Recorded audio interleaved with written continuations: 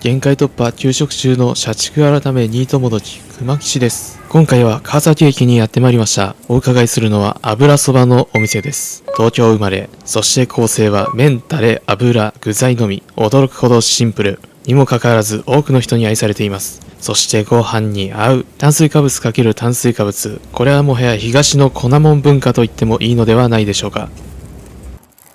というのも先日、新橋で西の粉もん食ったばっかりなのに、炭水化物×炭水化物、油そばとご飯じゃねと思い立ち、一方で食べ過ぎの罪悪感にも苛まれた結果、チャリで1時間ほどかけてやってまいりました。なお、チャリで20分ほどの場所にも店がありましたが、気づかずに通り過ぎた模様、何やってんだこの野郎。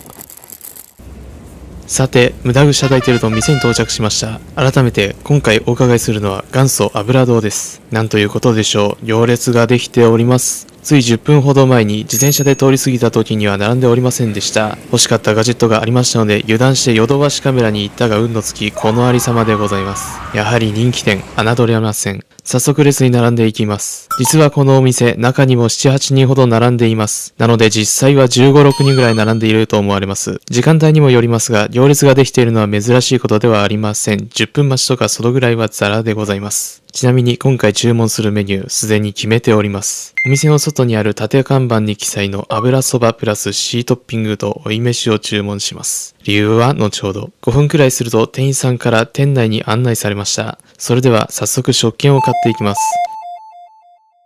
ちなみにこの券売機、タッチパネル式ですが、現金と交通系 IC しか使えない模様。ご注意ください。さて、メニューをよく見るとご覧の通り、並、麺 150g から特大 300g まで同額です。この店の一番の売りは多彩なトッピングによる味変となっております。まさに千変万化といった具合ですので、麺量が少ないと最後まで楽しめません。結構あっさり食べられてしまいますので、よほど自信がない方を除き、麺は大盛り以上を選択することをお勧めします。さて、どんどん客がはげていきます。ついに先頭に参りました。ここまで来ると店員さんから先にお冷やを準備するように言われます。それではお冷やを取りに行きましょう。店内には2カ所の無料で使用できるドリンクバーがあります。たびたびメニューが変わりますが、今回は左からジャスミン茶、黒ウーロン茶、デトックスウォーター、水となっております。水と黒ウーロン茶は固定メンバーとなっているようです。皆さんもぜひ黒ウーロン茶とともに罪悪感を飲み干しましょう。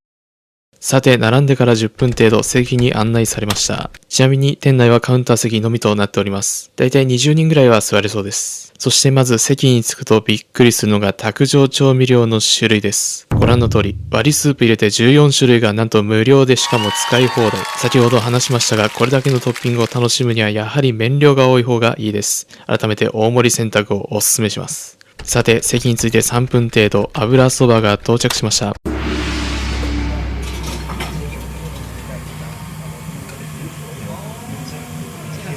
ここで重要なポイント。無料で特大まで増量できるこの麺、実は秘密があります。なんと中華そばの粉にパスタ粉をブレンドして8年もかけて作り上げた特製麺となっております。ここで注文内容を確認しましょう。今回頼んだのは油そばのシートッピング。たっぷりの粉チーズと卵黄が乗っています。卵、チーズ、パスタ。これらから想起されるもの、そうです。カルボナーラです。カルボナーラはこれらの材料に熱を加えることでチーズが溶け、卵がトロトロになり、あのソースになります。なので油そばが渡される際に店員さんから再三言われるのがこのセリフ。大変お熱くなっております。お気をつけください。そこを返すようにしてよく混ぜてお召し上がりください。写真なんか撮ってる場合じゃありません。急いでよく混ぜましょう。そうするとだんだんチーズが溶けてとろみがつきもったりしてきます。ちなみに投稿者はこの重要性よーく理解した上で撮影なんかしております。なのでこの動画撮っては混ぜてのてんやわんやでお送りしています。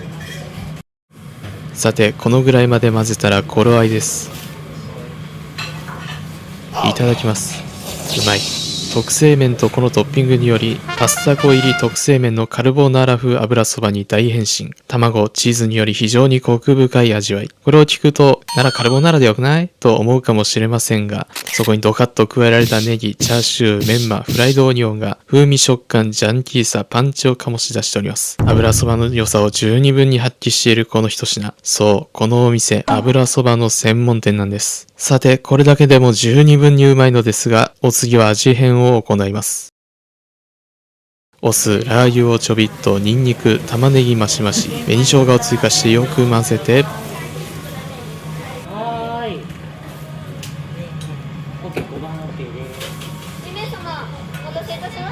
ただきます。そのままでも十二分にパンチが効いているこの一品。そこに味を占めるお酢、ラー油の辛味。香味野菜の風味とシャキシャキ食感が加わることにより、ミドル級からヘビー級に、もはや重い、クラッときそうな味です。ここからは脳震盪を起こしたニトモドキによりお送りします。さて、卓上にはまだたくさんの未使用の調味料が残っております。それぞれには違った魅力があります。さて、おりゃー！こいつ、やりやがった全ぶっぱです。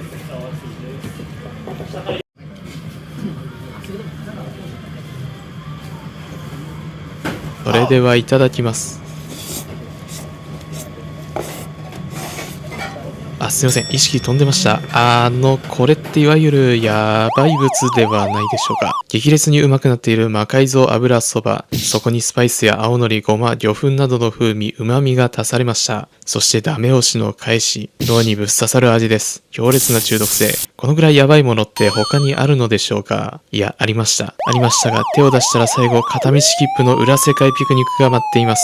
いやー、最高。まだ終わっていない。もう記憶の彼方にもないと思いますが、この野郎、追い飯まで注文しております。皿の底には人の形を保つには手を出してはいけないものが残っていますが、こいつにそんな自制心はありません。思い返せば昨日粉もん食っているのに粉もん食っているようなやから今更です。ベージュ色のダークマターに胡椒と青のりを追加します。そこに熱々の鶏ガラ割りスープを入れます。いい香りが立ち上ります。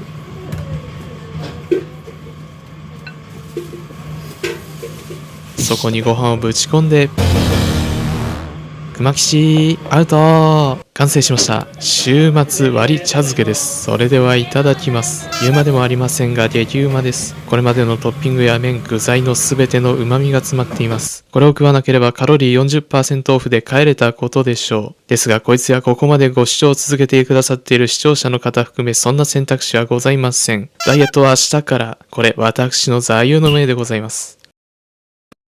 ごちそうさまでした。この店、中毒性が高いです。全国各地にお店を出店しております。果ては韓国のソウルにまで、別の店含め月2、3回程度は訪れております。視聴者の中には二郎好きなどの方々も多くいらっしゃることでしょう。皆様方の健康維持をまたさらに困難にしてしまいました。重ねてお詫び申し上げます。さて、それでは帰るとしますか。チャリで来てんだった。